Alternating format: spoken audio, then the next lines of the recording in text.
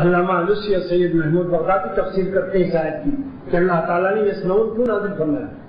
یفعلون و یعملون کیوں نازل نہیں فرمایا، جبکہ نظر پھیل بھی ہے عمل بھی۔ فرماتے ہیں یسمعون اس لیے نازل فرمایا کہ واللہ خبیر باجالۃ النظر،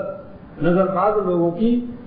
خبر آنکھوں کی کا گھمانے کا نقشہ اور ڈیزائن ہمارے سامنے ہوتا ہے، ہم باخبر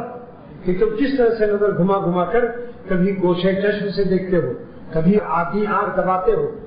اور کبھی کالا چشمہ لگاتے ہو، کبھی دائیں کبھی بائیں، کبھی غصے میں دیکھتے ہو، ڈانٹ رہے ہیں ہوسٹس کو کہ ہم تمہارے افسر اعلیٰ سے تمہاری نوکری چھڑوا دیں گے، تم نے چائے میں دیر کر دی ہم کو، غصہ کیا ہوا ہے، آنکھیں لال، مگر نفس اندر حرام مزہ لے رہا ہے۔ اس غصے سے شیطان ان کو زہر پلا رہا ہے۔ انشاءاللہ تعالیٰ میں نے اس لیے ڈانٹا تھا کہ مجھے اس کی طرف رغبت نہ ہو، تہخانے کو پیشاب سے مت دو، اپنے شیخ سے پوچھو طریقہ کار کیا ہے۔ اور بعض لوگوں کو پیار اور شفقت سے شیطان مارتا ہے، وہ پوچھتے ہیں کہ جناب کی تعلیم کہاں تک ہے، ارے اسی کالج کا تو میں بھی پڑھا ہوا ہوں، ارے اسی گلشن کا تو میں بھی ایک بلبل ہوں، آپ کی تنخواہ سے پورا کام چل جاتا ہے، ورنہ میں آپ کی کچھ امداد کیا کروں، ماہانہ مقرر کر دوں، 100 ایک دو مثال دے دیا۔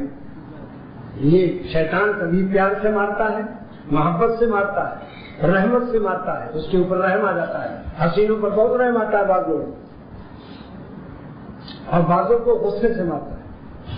مگر اللہ تعالیٰ جن کی حفاظت فرماتے ہیں ان کو اپنی ہر چال بازی کا علم ہو جاتا ہے،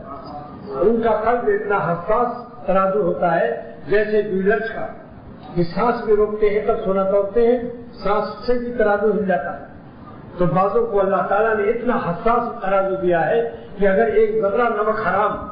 نفس ان کا چکھ لے، ایک ذرہ حرام درآمد کر لے، امپورٹ کر لے، استیراد کر لے، تو ان کے قلب میں لرزہ اور کبھی آ جاتی ہے، ترازو ہل جاتا ہے، جس سے ان کو استغفار اور توبہ کی توفیق نصیب ہو جاتی ہے۔